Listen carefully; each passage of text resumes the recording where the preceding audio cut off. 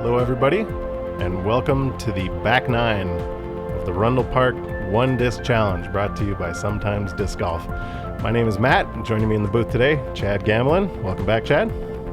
Thanks. Looking forward to the back nine. This was a fun day. Yeah, this is going to be, I think it's going to be a close finish. You and Jeremy are just one stroke apart right now, going into the back nine, but we've got a couple of other really good players here nipping at your heels. So if you haven't watched the front nine, please check it out. And if you haven't subscribed to the channel, you should think about doing that too. It's the best place to get some local Canadian disc golf content here. So heading into the back nine, we're going to see some water in play. We're going to see some, well, we're just going to see a lot of fun shots out here, I think. And if you weren't watching the front nine, the round today is a one disc round, which means you can only throw one disc, which means you can only putt with one disc. And I'm hoping nobody loses a disc out here, otherwise you're going to have no discs or you're going to have some wet feet. Aside from that, standard stroke play. The winner will receive $50 to the Ace Runners Pro Shop, and the runner-up will get $25 to the Ace Runners Pro Shop, courtesy of Sometimes Disc Golf. And let's see who we're playing with. So Chad, as mentioned, Edmontonian, born and raised? Born and raised here, yeah. I can't get over that picture. That's. It looks like you were having a good day on a patio or something. Well, yeah, about 20 years ago. We got Jeremy Gauthier from Edmonton, Tyler Hohalter from Calgary, David Hohalter. One thing we didn't mention, so David Hohalter this season in 2022 here, along with the help of his employer Wild and Pine, is raising money for tree planting for every tournament round. So I think he's got three or four sponsors here. So every birdie he gets during a tournament, he's planting one tree all season through Wild and Pine. And Sometimes Disc Golf here, we will be donating one tree for every birdie that he gets on coverage with us. So let's hope for some more birdies from him. Okay, he's got a shot on this hole. This is set up fairly well for the discs we're using today here. Just a slight hyzer 250 shot. Yeah. All right, and you're sticking it out nice and wide. And it comes down under the basket again. Another park job. Lucky roll out of the tree there. There's not too much danger other than you see this? kind of short or long left. Everywhere else you pretty much will have a putt at birdie here. Yeah. I think that's your fourth or fifth park job of the day. I like the line on this one too. The only real mistake you can make on this one is playing it too inside left, right? Yeah, for sure. There's really no reason to be left either. There's all the room in the world to swing one in there.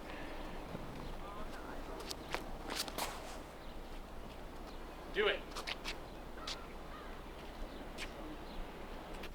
And from the tee, I think that looked like it might have been an ace run. But he's 40 feet long, maybe? That's still the good miss on this hole. Yeah. Oh my God! And that one was running it too. A couple of good shots on the long basket, but we'll have a couple of comeback putts from behind the basket there for our putter friends. And Tyler's actually a little bit more pinched off than it looked like here. He's just got a sort of a patent pending throw putt.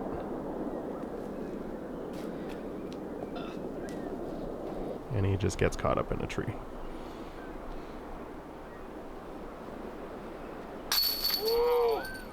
Oh, well done.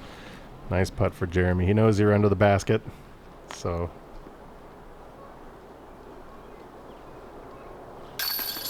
Yeah, and you collect your birdie. No, I can't let my foot off the gas with these guys. No, and we're going into birdie alley now, so there's a couple of holes here where it's birdie or die.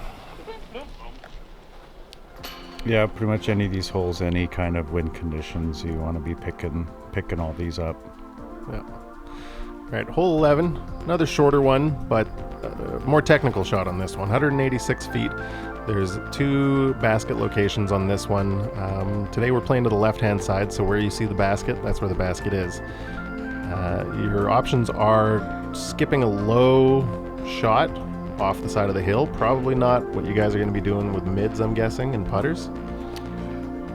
No, I don't don't really remember what we did here, but there's a tree that came down last year that opened up an inside line for the putters and mids. So I think that we might see that today. But, fairly open for the wide hyzer, but it leaves the roll a lot more open on the landing. Roll down 40, 50 feet. Yeah. Common result here on this hole. Oh, and you do go for the low skip. That's pretty good. Oh, yeah. Okay, And another right. park job. So at this point, you got to be thinking this is your day here. Another skipper. I wouldn't have expected skip shots, but I guess the grass was pretty low. It was still the spring, so the skip plays a little bit better in the spring. Yeah, with the mids skipping up the middle, you kind of you get that anti-skip correction, so it's not really shooting up. Yeah. And that's kind of typically what you'll see half the time with big hyzers coming in. Yeah, there's just not a great way to land a hyzer into the side hill without having it step up and roll down. And maybe scared of that, we just see Tyler going for the straight approach with the shot. Yeah, that's nice. That's a shot that's available now that wasn't last year. Yeah. So Jeremy's just going to be laying this up to the top of the hill. No, he doesn't. He puts it in. Okay, that just happened. What a shot from Jeremy. The throw in from 70 feet, maybe? That was a great play.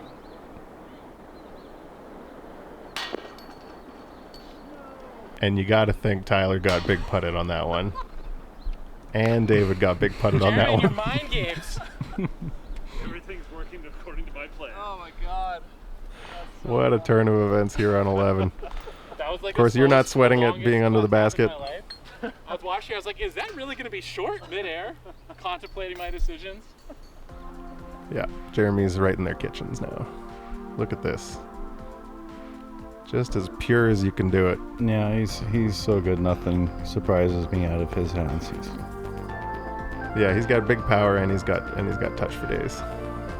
So this hole 12, we're in the long position here. So straight over the pines we're looking at, or spruce now. So you have an option to go over the lake left with a anhyzer or a forehand, or a hyzer up this line that we're looking at now.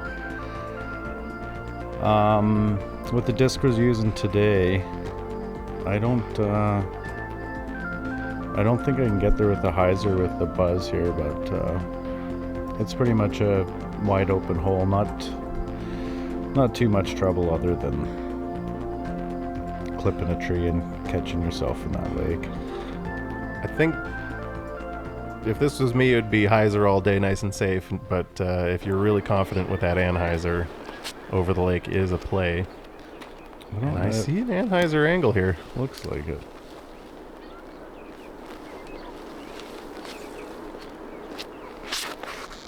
This shot really takes, well, I mean, there's no water in the lake. Okay, that's why I went over there. Okay, I clipped the pine there. Yeah. If that lake is full of water, are you still making that shot? Yeah, if we got a breeze coming from that side, I'll do that. Okay. Ooh. Well, it looks like you inspired Jeremy Is it there good? to go the same line. I think that worked out pretty well for him.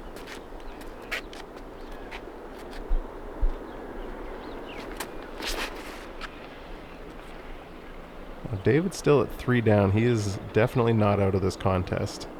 And That's well done. really good shot.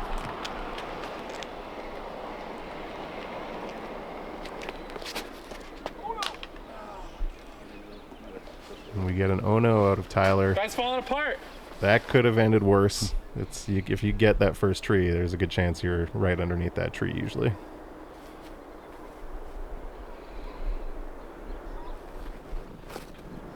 And that's not a bad approach. Throwing approach shots with a disc that you're not normally throwing approach shots with that takes some skill. Looks like you're about 50 feet, I would say. Oh my goodness. I owe Jeremy that one. Right after Jeremy throws it in for the birdie, Man, highlight features this round. Chad says, I can do that. And a bit of a stare down. Nice birdie. I think you guys are heating up here.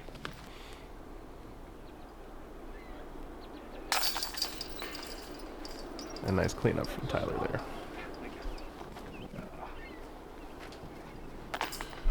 And Jeremy was right under the basket with that Anheuser over the lake.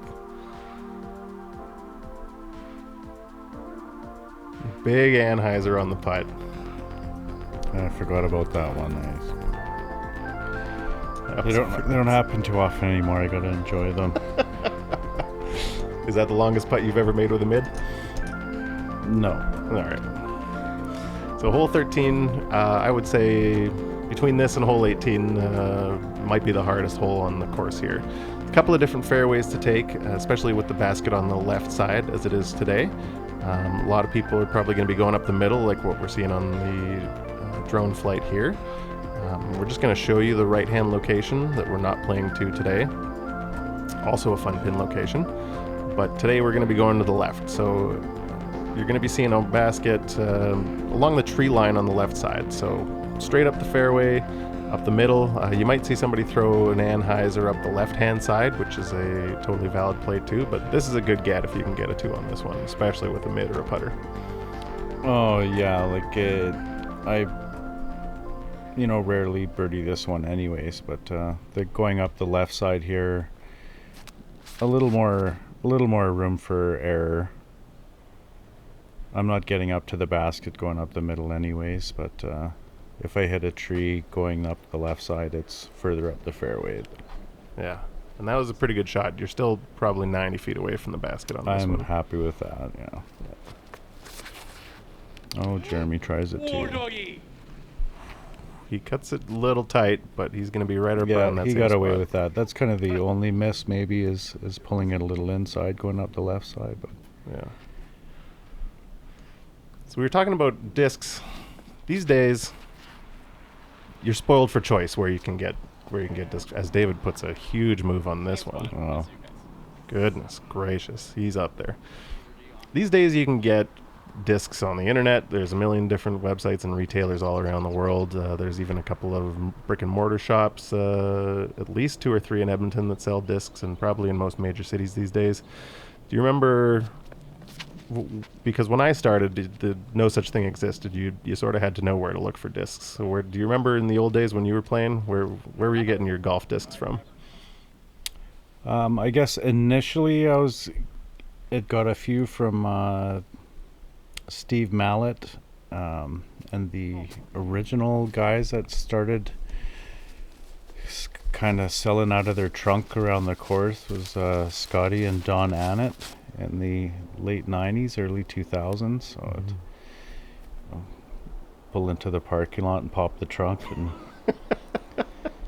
You ever get cops coming by looking to bust a drug deal only to find out they were golf discs? yeah, no issues. They left us alone down here. That's good. And then Wally took over.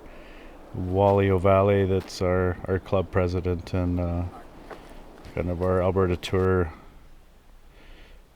Super TD, was started in 2002, and he's been peddling plastic for 20 years now, I guess. Yeah. Wally, for a lot of people around Edmonton, Wally is the first name in disc golf these days, and he's approaching 100 tournaments run as a TD, I think, right? It's got to be, if not more than that, and he's probably has the biggest disc collection in Canada. Yeah, I would say. I would pay money to go see the museum that is his house. So hole 14, we are in the short position. This was kind of a filler hole when we put in the course, but we're kind of making it work with an elevated basket here. So not too much in the way.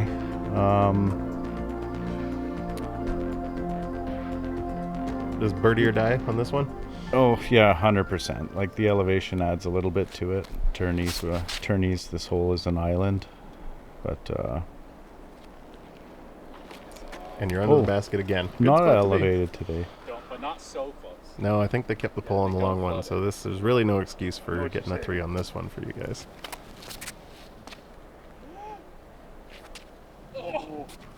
And that looked like an ace run out of Jeremy. He's going to stay nice and close.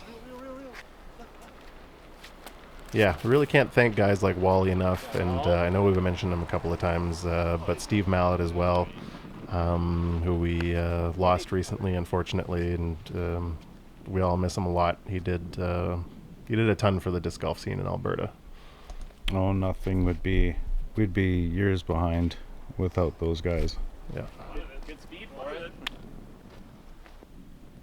All right, Tyler goes a little bit long. Should be a manageable comebacker, though.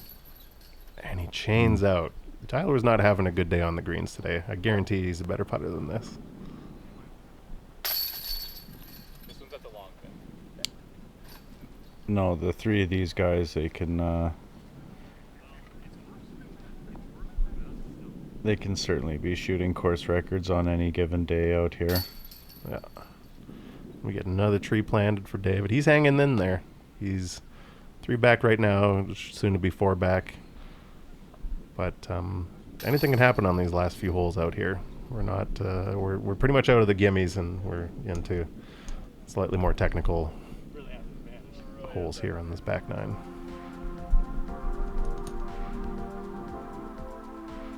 All right, hole 15, 311 feet.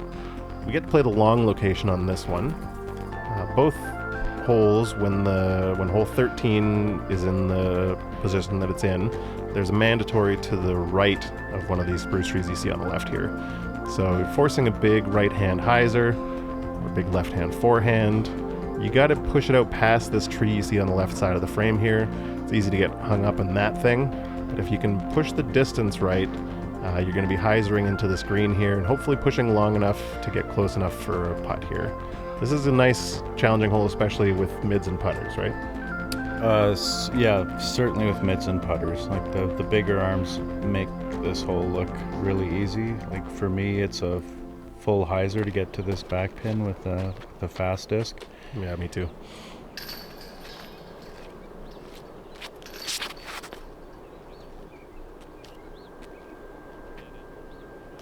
Yeah, playing this one pretty safe. I'm not doing anything special with that, so yeah, just trying to get the distance at least, so you're onto the green, right? Just stay away from that Mando. We don't need to deal with that. Yeah. All right. I've seen Jeremy get to the short location with a putter. Yeah, I could see if we had a little bit of a push towards the basket. These guys, as hard as they can throw, if they get the disc high, can really tail off towards, but today it'd be a pretty tough ask. Yeah. It's a little bit steeper hyzer. I like the angle if he can get past those trees. He cuts through them. Yeah, That's not tried to bad. putt from there. Yeah. Still pretty short. So you've been playing for over 20 years now. What are some of your biggest accomplishments or favorite memories, I guess, from your disc golf career so far? Yeah, Tyler. I've been lucky enough to do a few things with disc golf that I don't remember what I shot here. Okay. Easy layup. Yeah, laying up. Been able to play, a couple Worlds events, to play on Team Canada for 2 World Team Championships. We ended up winning a gold medal in England in 2017. Wow. Is this just World Disc Golf, or is this like the world overall It's Frisbee? like a Ryder Cup kind of set up with all the countries that were able to enter a team. Wow. So I believe in England there was 16 teams or so from around the world, and just being kind of right place, right time to be able to get onto the team. I was pretty humbled and grateful for that, so that was pretty fun. But I think that gives me the most joy is helping people out, and you're seeing new people on the course, and I mean, yeah. getting them you know, a bag and some discs. I started a disc golf foundation last winter, Game Changer Disc Golf, and I've been, you know, I've had so much plastic over the years trading for bags and discs and getting them to players' hands, that new players or just players that need a boost to their setup. So that makes me pretty happy. That's awesome. I want to ask you more about that, but why don't you break down hole 16? Okay, hole 16, 295, one of my favorite holes on the course. There's not many out here that offer danger, but that pond on the left there sucks a lot of discs in there fading out. So height control off the tee box, not giving it a chance to fade out, is pretty important on this hole. We are playing to this back position today. I think we're playing short today. Short position today. Yeah, so a little more freedom to keep the disc low. You don't have to push it back there. So. This is probably number one lost disc. Well, I guess hole 12, you're losing a lot of disc sizing into the lake there too. But yeah, hole 12, it's lucky that the pond isn't too deep. Oh my god. Very lucky that the pond isn't too deep. There we go. The water's gone again. That's no wonder. Yeah. Yeah, there's no OB line there, so we just only play at OB if there's water there.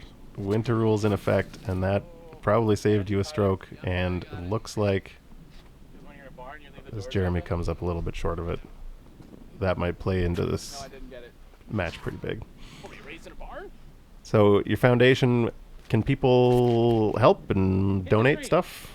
Yeah, we had a few guys just straight up donate bags and plastic to me, and I was very appreciative of that. And I think so far this summer I've given away 11 bags and 80 discs or so. Wow.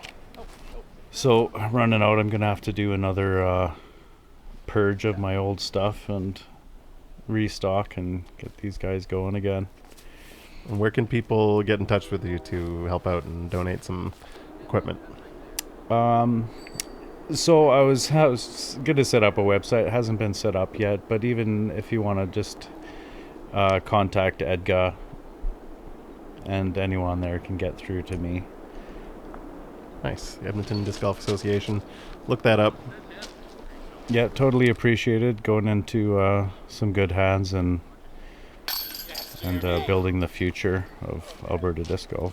Definitely. And Jeremy, as we're talking here, cans a birdie after you just missed from the lake. Chad, we've got a tie game here going into hole 17. I wasn't paying attention, I don't think, at the time, but... Yeah, I think David was the one doing scores, so you and Jeremy are just battling it out here, getting birdie after birdie. I'm guessing neither of you knew exactly where you were at. I'm pretty sure we both knew where we were at this time here, but yeah, it was fun. We were both playing pretty well. I was happy with my round so far. Yeah. All right, hole 17. Uphill again. Camera doesn't really do it justice, but you're going uphill a decent amount. We're going to the short basket, which you can see right in the middle of that hillside there. 303 feet, but you're probably throwing more like 315, 320 feet of power. Yeah. I don't know if we'd be reaching that back pin location that you're going to see on the left here with putters and mids, so good chance birdie here for all of you guys. Yeah, another good hole. Yeah, really the only danger here is that path along the left, but us throwing mids today, not too much chance of fading out too hard. Yeah. So you were saying that now for a round like this, you'd be throwing a P Waka Waka from RPM discs. What is that disc fly like? Just there's a few discs in that RPM line that are just so, I've thrown so many discs over the years, different manufacturers, and sometimes you just catch on some that are just kind of unique to the others, and there's a couple discs with RPM that are just different, like the P Waka Waka is nice pull,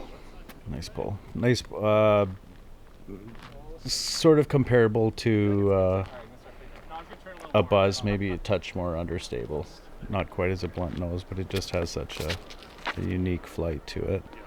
Yeah, really great ball. extremely neutral disc, right? Yeah. It sort of holds any angle you put it on. But I think on if there's any wind, one of the new discs in their line, the Pika Pika. And here we've got, you're giving mini lessons here. Yes, so one of the sort of avenues I had into RPM disc was Mark Dakov, who is, I believe, a 4-time world mini champ now.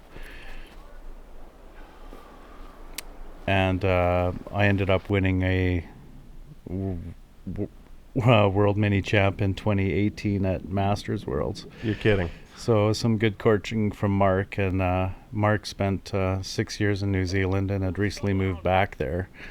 And his good friend Simon Freezy, who is one of the owners of RPM Discs, got hooked, stayed at my place when he came up here, and got in a collaboration with them and started throwing some RPM, and love the plastic. So. That's great. So you won a world mini championship. What kind of course do you play on for a mini world championship? Is it big baskets or mini baskets? Mini baskets, yeah, 18 mini baskets, and basically like a world level course shrunk down to, we were playing 200-foot holes, some par 5s into the 400-foot holes. It's wow. Yeah, they don't take it lightly. We see a great birdie putt here from Tyler. I told you the man could putt. He doesn't flex, but he does putt. And we got a tie game going into 18, Chad. What are we looking at for our final hole here? Yeah, we got 570 feet. One of the signature holes at the Rundle course here. It's changed over the years, but just this layout here, just if you want to birdie this hole, you need 2 good shots. Like one of if your drive isn't in the right spot, you're not getting back there up to the pin. Yeah, there's a specific alleyway going up here on your second shot. For shot. sure. Like normal good drives, this is kind of a great landing zone here. It opens up a hyzer that's playing around 320 or so with a good drive to get up here. We're playing to the right side location, so not where you see the basket on the left here, but where you saw the tonal on the right. A little bit easier location, probably. Yeah, for sure. If you're a little back on the drive, that right side's a little more open for your approach shot. But, yeah, I think the challenge here is getting to the opening on your drive. Normally, a lot of you guys are probably throwing more of a driver speed. Tyler actually bombs that thing and maybe goes a little bit long. Yeah, these guys would certainly have a chance to get back there. And that looks a little bit back, a little bit left, but I think he's got the distance about right there. And you're really pushing to get into that opening, hey? Just getting down the fairway is all I was looking at here. Like on a normal day, I'd be throwing a roller down and try and steal some extra distance. Yeah. And David showing off the big arm again. He's gonna turn Jill on the catch cam there. That's just an absolute crush with the mid range. Yeah, that's where I'm putting my high speed driver. Yeah. All right. So you're trying to get most of the way up the hill, maybe even all the way up the hill. That's a good shot from there. Yeah, I'm not trying to do too much. Jeremy and I were tied coming in here, so I didn't want to give anything away. He got caught up on a roller there. He was trying to take it on that shot. Definitely. I think we saw how far you were up there. I don't think he wanted to settle for a par. Lays down the putter roller. That's a tricky shot with the putter. He just gets caught up a little early. Well, sometimes if you got to take some risks if you want to take a win sometimes. That would have been the way to do it. Yeah. I don't think he had an air shot to get up there. Didn't look like it. And we've got Tyler and David going up the left-hand side here because they got so far on their drives. Those are both pretty good. And this is the big shot for Jeremy here. He's got to get up and down. And he slides it a little bit past the hole. I think that's going to be about circle's edge for his comebacker here. And now all the pressure's on you.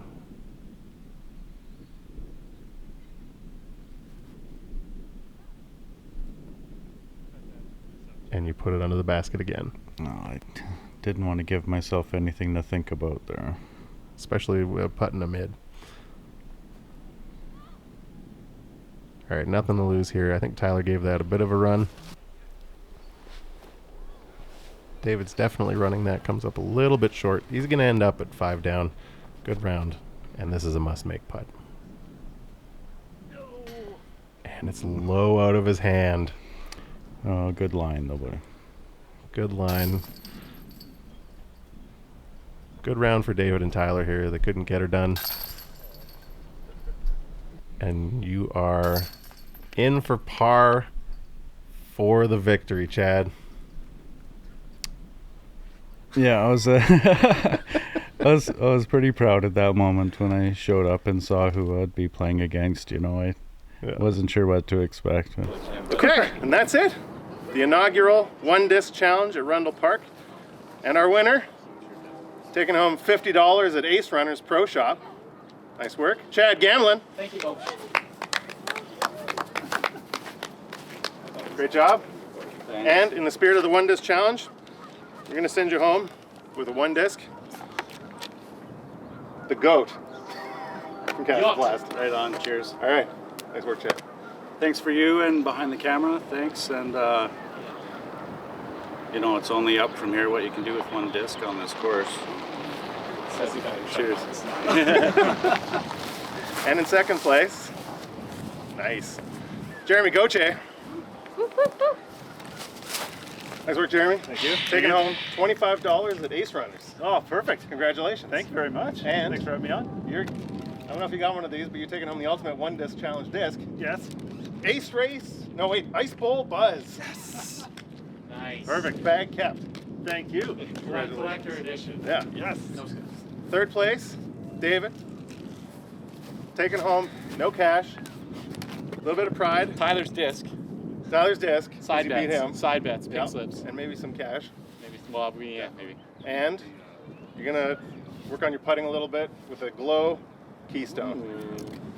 Thank you very much. Thanks Nice for work. organizing. Thank Thanks you, much, Jill. David.